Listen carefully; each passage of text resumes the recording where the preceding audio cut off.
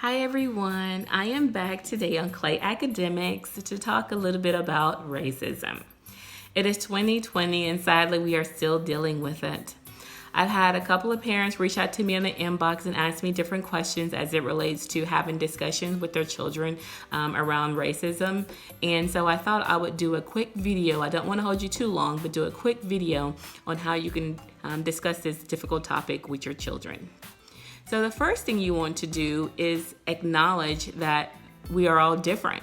We want to make sure that our children see different races in a positive way. A lot of parents like to say, oh, my child's colorblind and my child doesn't see different races. Well, they do see different races. Studies have shown that babies tend to stare at faces that are the same skin color as their parents for longer periods. Toddlers tend to gravitate towards other toddlers that look similar to them. That's a fact.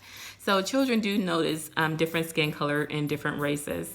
And so what we want to do is, again, help them to see them in a positive manner. We want to help them categorize what they're seeing and what they're hearing in a positive manner. And we can do that by allowing them to read books that have characters that look different from them, to see movies that have characters that look different from them. But the key is to make sure that those characters that they are seeing in books and movies are characters that they can relate to, so that they can see them as people just like them, okay? And so my daughter likes to read a lot of princess books, right? And so I get her a variety of princess books. I get her books with princesses that have brown skin and princesses that have white skin and princesses that have tan skin, so that she can see different princesses in different color skin and realize that they're all unique. They all have special abilities and special talents. They're all beautiful. I think that's very important.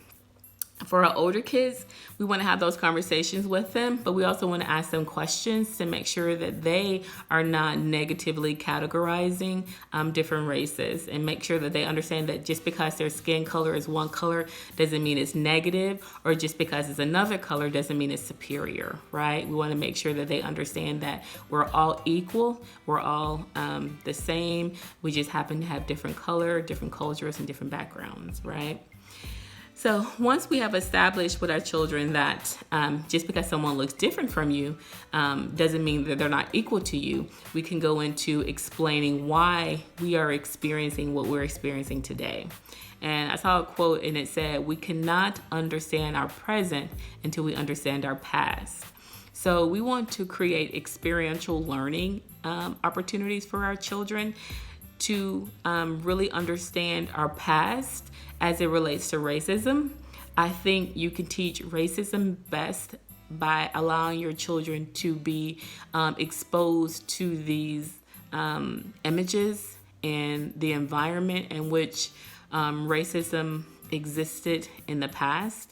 And so taking your children to museums and allowing your children to attend cultural activities and events, and allowing your children to read books and see movies that talk about the history and depict the things that happened in history are going to help them to make the connections with why some of the things that are happening today.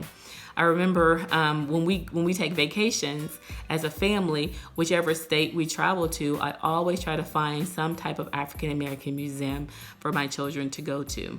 And so we went to one museum and it actually had a bus on it, one of the civil rights buses back during the civil rights times, segregation times. And I remember it had mannequins, white mannequins in the front of the bus, and it had a colored only sign in the back of the bus. And so my family, we got on and we walked past the white mannequins to the back of the bus, and we just kind of sat down there and just kind of soaked up that moment and thought about how African Americans felt in that time. We thought about how that had to be very degrading to have to walk past the white people to the back of the bus. We talked about how that could have really hurt their self-esteem, their self-worth. We also talked about how far we've come and that we can actually sit anywhere on the bus now, or the train or the plane. And so how far we've come. But I think it's important for children to see, feel, and live the history so that they can understand why we are fighting today, or why some of the things that happen today tend to trigger certain groups of people, right? So that's very important. Regardless of what color you are, you need to take your children to some of these museums and events so that they can really develop an understanding of other cultures and learn to respect them, and also to learn, again, how far we've come. And then the next one is diversifying your environment. So if we only hang around people who look like us, then we're not going to tear down walls or break stereotypes, right? And so we need to attend diverse schools. We need to diversify our kids' play days. Allow your child to play with kids who look different from them. We need to allow our kids to attend camps with different types of people, right? And we need to move into communities that are different, that with families that look different from us, so that we can begin to build those relationships, tear down walls, and build relationships. I never forget my son. I put him in a camp at OSU, and in his group, he said he was the only African American boy. And he said some of the kids came up to him and said, you're different from, you're different than most African American boys. And my son said, what do you mean? And they said, well, you don't like to play basketball, and you're smart, and you're into science and math. And my son was really taken back by that because he was just being himself.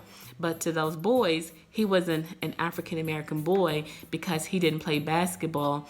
And if they're saying he's smart, well, what's the opposite of smart, right? So what does that say their image or their perception was of African American boys? So I was glad that my son was able to attend this camp and able to have relationships with those boys. And he went to that camp, I believe, when he was in 8th grade. And he said they actually still talk to this day. And so I think that's important for us to have our kids emerged with people who look different for them, so that we can help break down some of those walls that have been built as dividers between different races. And then also to tell your children that they can be advocates. They can advocate for things that they see that are not right. My daughter, she told me once that she was at school, and a little boy had brought something to lunch, and it was white and it was creamy and it smelled really bad, and all the kids laughed at him. And I said, well, what did you do? And she said, well, I didn't do anything. I didn't laugh though, Mommy. And so I told her in that moment, you could have stood up and spoke up and said that wasn't right to laugh at him because he had something that was different or something that you didn't like. And so it's important for us to show our children how they can be advocates when they see something that may be wrong. I had a friend tell me that at her daughter's private school, all the little girls invite all the kids who look the same to the birthday parties. And one little girl, year after year, she was always left out of attending the birthday parties. And so her daughter decided to speak up and say, that's not right that you guys never invite this child to the birthday party. She's my friend too, and she attends school with us too. And I think you should invite her to the birthday party. So I applaud that little girl for standing up and speaking up on behalf of the little girl that was not invited to the birthday party simply because of the color of her skin or because the girls didn't feel comfortable around her.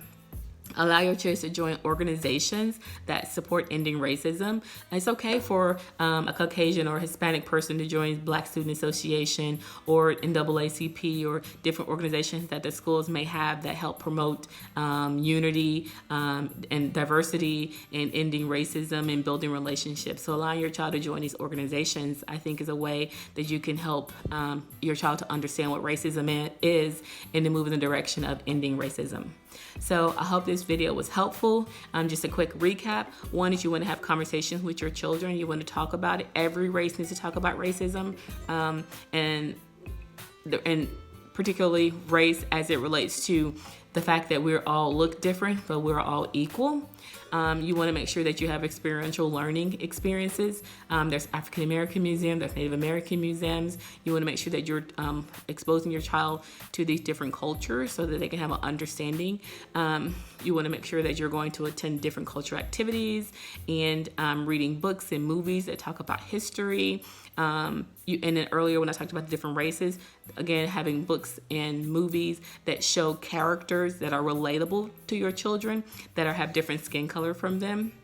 You want to diversify their environment. So you want to make sure that you're creating opportunities for all children to play together, to work together, and to have experiences together so that they, again, can see that we're all human and we're all equal. And then last, you want to be an advocate. Okay, you want to be an advocate for ending racism. And by doing all these things, by having conversations, by learning the history so that we can make an impact on the present, and by diversifying our relationships, all these things will lead to us being advocates and ending racism. So I hope this video was very helpful. I hope I didn't ramble too much. If you have any other questions, feel free to comment below, send me a message. Thank you so much for watching. Have a great day.